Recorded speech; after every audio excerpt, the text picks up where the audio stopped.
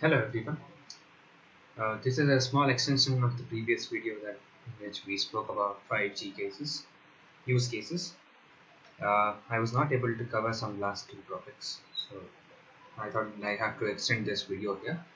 So before I just extend with whatever the content that I have planned for this video, a small brief of whatever we saw in the previous presentation.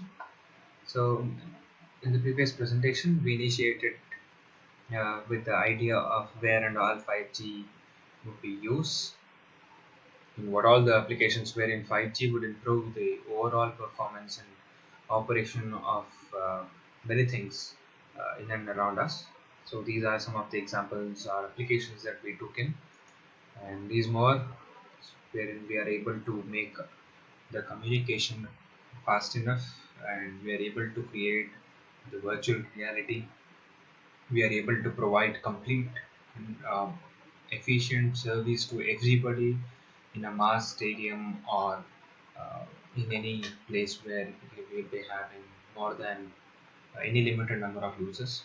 Other than that, we are able to increase the speciality or efficiency of communication with respect to this um, surgery.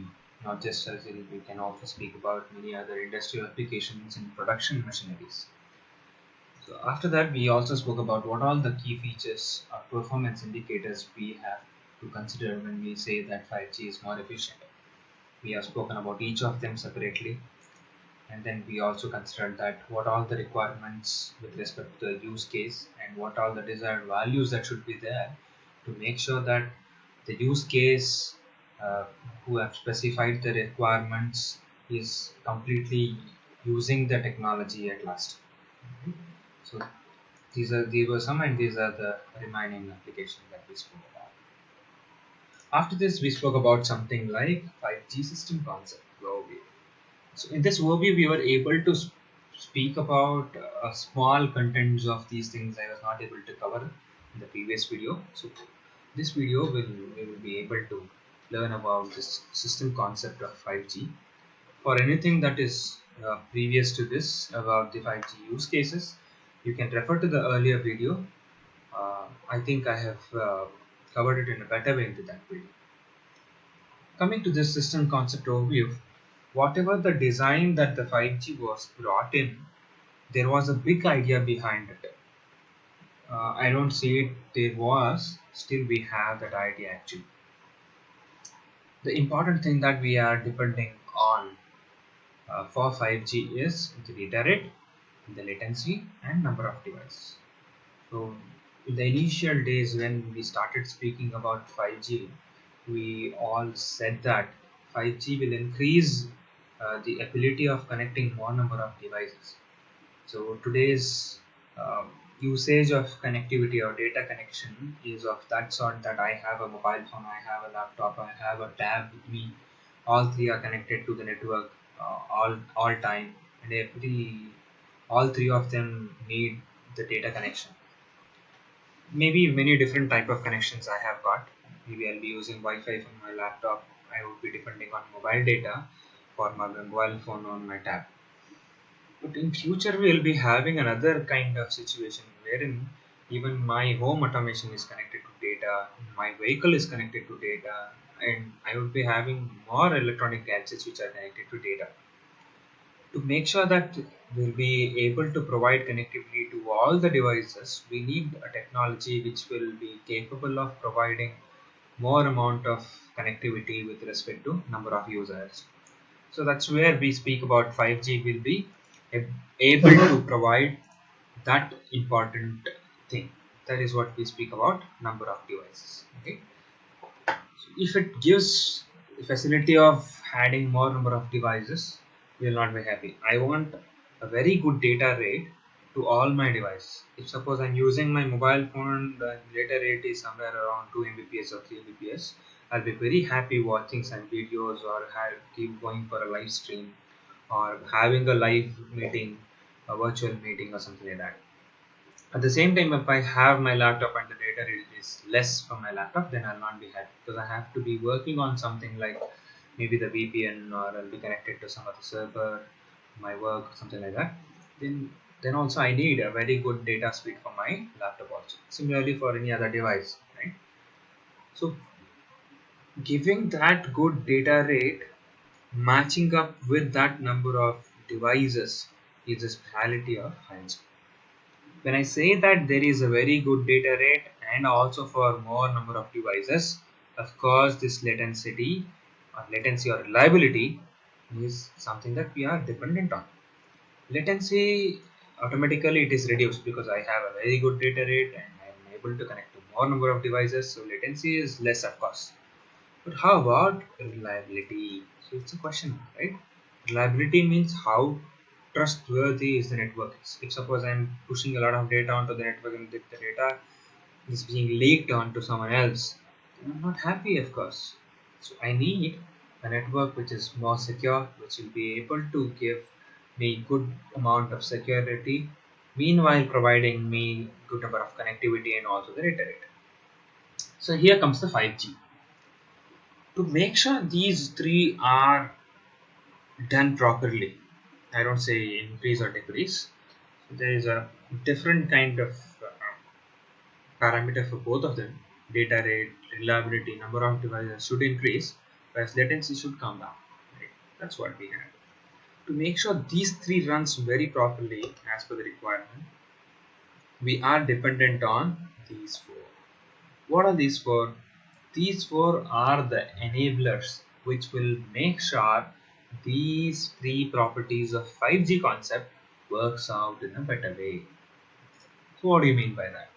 So these 5G services are to be provided with the mobile broadband, means your data rate, connectivity, then massive machine connected, that means giving out a very nice big number of connectivity for every device that we are asking for.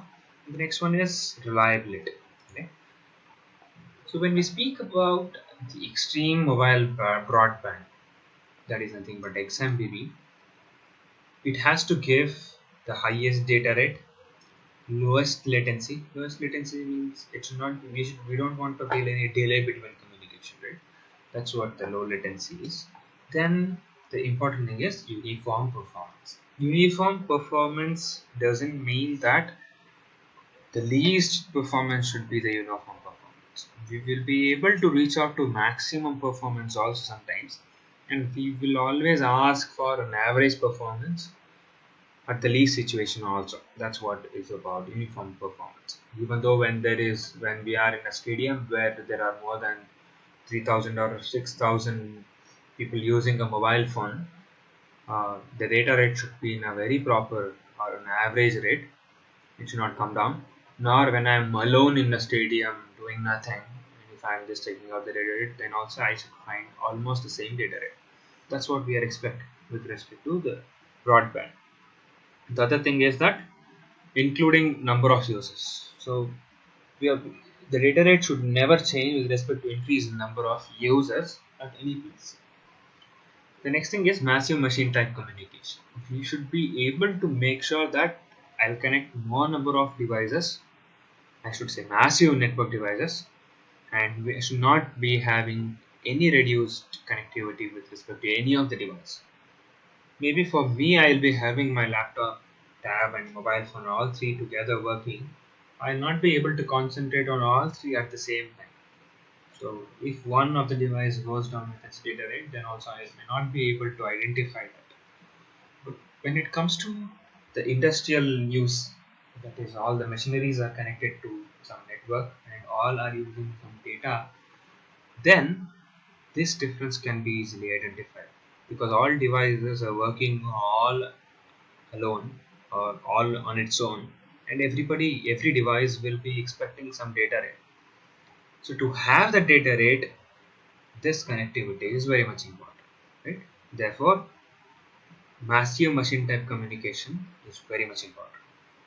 Then ultra reliable machine type communication, when we are expecting for a very low latency and we need a highly reliable network, secure network I would say. As we are using WhatsApp today, we see every message that you are sending is end to end encrypted, right? So that message gives us more uh, what reliable feeling about WhatsApp. That's why we all depend on WhatsApp for a very much communication, right? So to make sure all three of them works properly, we need the supporters, and those are these: dynamic radio network access, lean system control pen, localized contents and traffic flow, then spectrum toolbox. Dynamic radio network access makes sure that how the communication is happening within a radio network, or I could say cell, or we all have seen it as an E node, right? So that is important. So we should be able to understand how much dense the network is, how many number of users are there, how many of them are using them, and then how many number of them are moving around, and how are they changing, and how many of device to device communication we are supposed to give, and how is the response with respect to the device, and all that will be managed by the dynamic radio network access. Then lean system control pin is a specialized control pin which is having the capability of supporting spectrum flexibility. That means uh, we have seen about 5G that 5G will be working in multiple spectrums, right? It will be working less than 1 gigahertz and more than 3 gigahertz or 4 gigahertz. For many different frequency spectrums, it will be working. We also have learnt about something called frequency reuse or frequency borrowing and all that. So these things will be handled by lane system control pen, which will be making sure the uh, availability of spectrum is made for every user at every time. And this also allows the separation of data and control. So this is also controlled by it. Then comes the localized content and traffic flow. So this will understand how many number of users are using in a network and what kind of data they are using. If suppose like hundreds of them are trying to communicate to a common server, then what it does is it tries to accumulate all the data individually onto a same channel and then transmit to the server, so that the data aggregation happens very properly. And this will increase the efficiency of communication, reducing the latency of the network, right? And other thing is that this localization makes sure that the services are provided at the highest data rate. Since you all know that, right? Wi-Fi will give us the best network data rate when compared to mobile data rate. That's what like localized network is all about. Then it also reduces the complexity for the backend. Then Spectrum Toolbox. This provides the 5G network to operate at different regulatory frameworks. So many regulatories are there with different spectrum usage and the operating frequencies and all. So Spectrum Toolbox takes care of that, making sure that what frequency could be used in what area. So what kind of terrain we have, what kind of uh,